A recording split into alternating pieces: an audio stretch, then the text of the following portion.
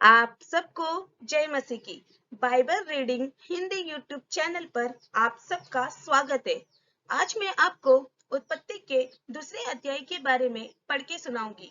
इससे पहले प्रियो कि हम वीडियो शुरू करें, आप हमारी Bible reading Hindi YouTube channel को सब्सक्राइब करना और बेल आइकन को दबाना ना भूलिए। तो आइए प्रियो वीडियो शुरू करें। यह आकाश और पृथ्वी और उनकी सारी सेना का बनाना समाप्त हो गया और परमेश्वर ने अपना काम जिसे वह करता था 7वें दिन समाप्त किया और उसने अपने किए हुए सारे काम से 7वें दिन विश्राम किया। और परमेश्वर ने 7वें दिन को आशीष दी और पवित्र ठहराया, क्योंकि उसमें उसने सृष्टि की रचना के अपने सारे कामों से विश्राम लिया।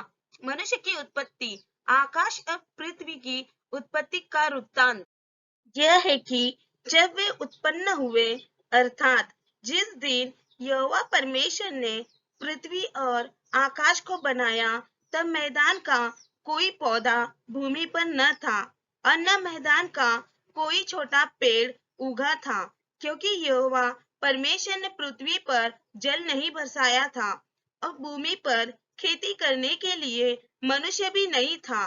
तो भी कोहरा पृथ्वी से उठता था, जिससे सारी भूमि सिंच जाती थी। तब यहोवा परमेश्वर आदम को भूमि से मिट्टी से रचा और उसने नथनों में जीवन का श्वास फूंक दिया और आदम जीवित प्राणी बन गया। और यहोवा परमेश्वर ने पूर्व की ओर अदन की एक वाटिका लगाई और वहां आदम को, जिसे उसने रचा था, रख दिया। और यहोवा परमेश्वर ने भूमि से सब भांति के वृक्ष जो देखने में मनोहर और जिनके फल खाने में अच्छे हैं उगाए और वाटिका के बीच में जीवन के वृक्ष को और भले या बुरे के ज्ञान के वृक्ष को भी लगाया। उस वाटिका को सींचने के लिए एक महानदी अदन से निकली और वहां से आगे बहकर 4 धाराओं में बट गई। पहली धारा का नाम पीशोन है। यह वही है जो हवीला नाम के सारे देश को, जहां सोना मिलता है, घेरे हुए है। उस देश का सोना चोखा था, वहां मोती और सुलेमानी पत्थर भी मिलते थे। दूसरी नदी का नाम गियोन है। ये वही है जो कूश के सारे देश को घेरे हुए हैं। और तीसरी नदी का नाम हिदेकेल है। ये वही है जो अशूर के पूर्व की ओर बहती है। और चौथी नदी का नाम फरात है। तब यहोवा परमेश्वर ने आदम को लेकर अदन के वाटिका में रख दिया कि वह उसमें काम करे और उसकी रक्षा करे। और यहोवा परमेश्वर ने आदम को यह आज्ञा दी, तू वाटिका के सब वृक्षों का फल बिना खटके खा सकता है, पर भले या बुरे ज्ञान का जो उसका फल तू कभी न खाना, क्योंकि जिस दिन तू उसका फल खाएगा, उसी दिन अवश्य मर जाएगा। फिर यहोवा परमेश्वर ने कहा, आदम का अकेला रहना अच्छा नहीं, मैं उसके लिए एक ऐसा सहायक बनाऊंगा जो उससे मेल खाए।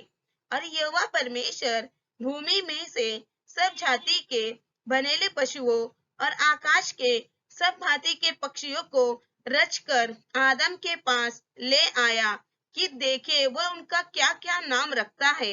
और जिस जिस जीवित प्राणी का जो जो नाम आदम ने रखा, वही उसका नाम हो गया।